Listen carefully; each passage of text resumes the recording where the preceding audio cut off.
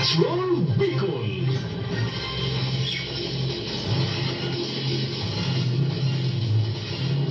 Mahay na hapon, sabayan kitang naantabayanan sa MOR 93.5 Naga asin MOR 93.9 Legazpi.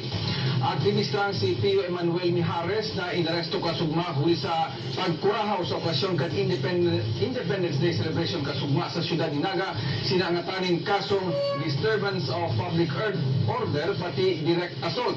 Nagpapatrol Miles Melia. Hindi na pa rin yung nangyaring pag-aresto sa akin kasi medyo violent siya. Mayong pagbasol ang 19 anyos na si Pio Emanuel Mijares sa iyang pagkurahaw durante kan pagtarang ni Presidente Noynoy Aquino sa selebrasyon kan aldaw kan kataringasan kasuudma. Para kaya sa iya, iyon ay ito ang pinakamari na pagkakataon para ipaabot ang sentimiento sa Presidente. Kino-commemorate natin ang araw ng kalayaan. Isang basic right ng mamamayan ay magpahayag ng kanyang sentimiento at saloobin. Ipinahiling ni Mijares sa ABS-CBN News ang sinapo niya mga nasga sa pag-aresto sa iya kan pulisya as in Presidential Security Group. At sa publiko, nakita ng mga tao na bukod sa medyo brutal yung pagkaan sa akin, masakit ngayon yung katawan ko. Kung kasubanggi, nagbulos ang suporta kay Mijares kan mga kapwa-aktivista hagad ang sa iyang libertad. Kasubangong agad dinara si Mijares sa Prosecutor's Office kay Ban Pariente si Joey na nagtutugod mayong sala sa DBBM. Whatever na naisipan nila, kung akong tatanungin, ay kumisuportahan ay grasp their point.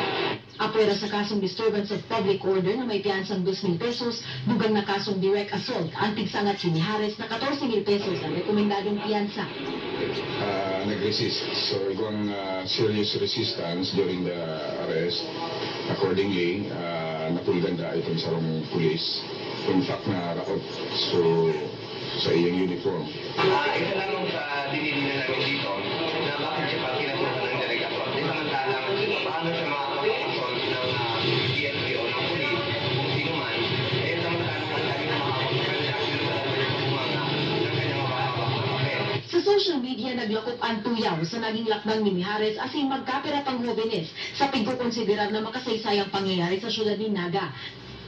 Alagad yaon man ang nakisimpatya asing tubod na balido ang kurahaw sa pagtiripong, maganong sana ang tingog na nagahagad din pagbabago. Miles Melia, ABS-CBN News.